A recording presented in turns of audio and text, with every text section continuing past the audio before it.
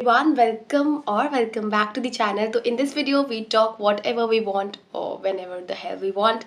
So if you're new to the channel, welcome back, welcome, or if welcome back to the channel. I hope you guys are doing absolutely well and fine. तो इस video में जो हम बात कर रहे होंगे that is क्या बात करें बताओ. So in this video जो हम बात कर रहे होंगे वो कि what is the best question practice module or books or whatever you think. क्योंकि हमारा जो कैन आई क्रैक है या हमको नीट अगर क्रैक करना है, how to crack NEET, so it is not possible without having a particular book that help you out in your question practice, right? So what we have to do is, the first important thing is, अगर आपको best बनना है question practice में या you want कि काजल ऐसी book हो जिसके बाद ना मुझे क्वेश्चन प्रैक्टिस में काइंड ऑफ कॉन्फिडेंस हो, so the very first book that belong is NCERT. Don't you dare miss that in any way. आपको एनसीईआरटी मिस नहीं करना है. अब एनसीईआरटी में मैं आपको कुछ ट्रेंड्स बताती हूँ. जैसे आप 2024 खोलेंगे तो जो इन टेक्स्ट क्वेश्चंस हैं वो फिजिक्स के उठा करके आए थे. 2021 की बात करूँ मैं अपने साल की, तो केमिकल काइनेटिक्स का जो सॉल्व एग्जाम्पल है वो आया था.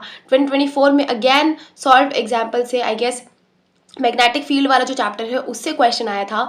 Then the second important thing is, तो आपको जो करना है दैट इज आपको solve example, in text questions और एक्सरसाइज क्वेश्चंस आपको करने ही हैं. ठीक है.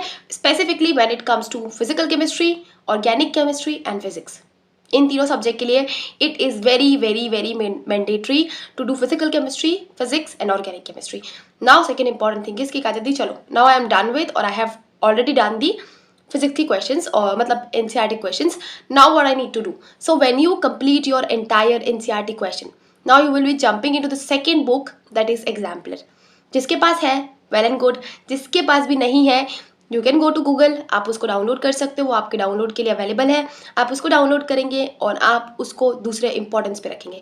Now the third very important book is PYQ of NEET. After बहुत कॉमन डाउट था कि काजल दी 37 ईयर्स का PYQ करना है. नहीं, पहली बात तो एनसीईआरटी चेंज हुआ था 2005 में, तो 2005 से पहले जो भी आप क्वेश्चन कर रहे हैं वो बहुत ही ज़्यादा वास्ट सिलेबस पे था. फिर 2015 के बाद नीट का एग्जाम आया था, तो उससे पहले की भी आपको क्वेश्चंस करने की जरूरत नहीं है. तो मोस्टली जो आपका क्वेश्चन प्रायोरिटाइज होना चाहिए वो 2015 के बाद होना चाहिए. अगर आप चाह रहे हैं थोड़ा और पीछे तो स्टार्ट विद 2012. तो आप जो क्वेश्चन प्रैक्टिस कर रहे होंगे नीट का वो होगा 2012 के बाद और 2021 के बाद, 2015 के बाद. तो अल्टीमेटली सबसे अगर तुमको पीछे जाना है तो गो विथ 2012 और सबसे रीसेंट स्टार्ट करना है 2021. ठीक है. Then the third important thing is, जब आप अपने नीट का PYQ कर लिया, now you have to go through the PYQ of JEE Mains. JEE Mains का PYQ करना है specifically when it comes to physics and chemistry, और फिजिक्स और केमिस्ट्री में भी specifically physical chemistry and organic chemistry. You need to do this book because this is very very very important. आपको जितने भी पेपर होते, जितने भी मल्टीपल राउंड्स होते जेई मेंस के, आपको इसके PYQ याद होने चाहिए. इसका जो क्वेश्चन है, इसका जो फॉर्मूला है, किस टॉपिक पे बेस्ड है, वो आपको याद होना चाहिए. I don't know what, but आपको याद होना चाहिए. That's it. ठीक है. तो ये हमारा 3 इंपॉर्टेंट मेजर बुक हो गया. अब नाउ एक डाउट रहता है कि काजल दी आई एम सॉल्विंग DPP. तो अगर चेक फॉर द DPP, आप जो भी DPP सॉल्व कर रहे हैं, जो भी मॉड्यूल सॉल्व कर रहे हैं, अगर any book contain all this 3 like PYQ, exemplar, NCERT question, go for that DPP. तो आपको ये तीनों करने की जरूरत नहीं है. अगर नहीं है तो पहले आप इन तीनों को प्रायोरिटाइज करेंगे. उसके बाद अगर आप ये तीनों क्वेश्चन कर चुके हैं, नाउ योर नेक्स्ट अटेम्प्ट और your next thing will be solving DPP. ठीक है.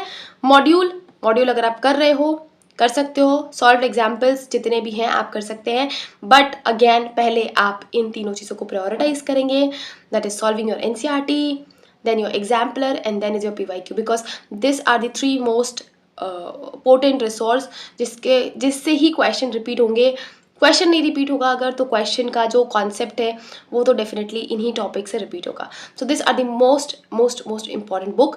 और अगर आप बुक खरीदना चाहते हैं PYQ के लिए तो आप अरिहंत के लिए ले सकते हैं, दिशा ले सकते हैं, ओसवाल ले सकते हैं.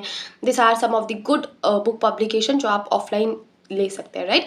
और एक इंपॉर्टेंट चीज़ कि जब भी क्वेश्चन प्रैक्टिस करो, try to solve it in a way कि जैसे कि आप OMR पेपर में भर के करो, मतलब do it with OMR sheet. right? So these are the best book or the most important book. These are not, you cannot say, if you don't want to say कि these are the best book, Yet these are the book that you cannot ignore at all, because if you ignore this book will ignore you, and if this book will ignore you, trust me, your selection will be totally, completely and entirely ignored. So I hope कि आपका ये जो doubt था, क्योंकि मैं बहुत frequent receive कर रही थी ये क्वेश्चन, कहा जाती 37 ईयर्स करूँ या 12 ईयर्स करूँ या 15 ईयर्स करूँ, तो डू इट आफ्टर 2015. अगर आपको बहुत पीछे जाना है तो 2012, 2005 से अगर पहले कर रहे हो लाइक 37 ईयर्स तो बहुत ज़्यादा हो जाता है, तो वो आप एब्सोल्यूट टाइम वेस्ट कर रहे हो, क्योंकि तब की एनसीईआरटी बहुत अलग थी. जैसे अभी थोड़ा सिलेबस रिडक्शन हुआ ना, तो हम कहाँ देखते हैं वो पुराना टॉपिक पलट के. तो पहले क्या था कि चैप्टर्स में भी बहुत ज़्यादा कॉन्टेंट था, right. So I hope this is clear to you.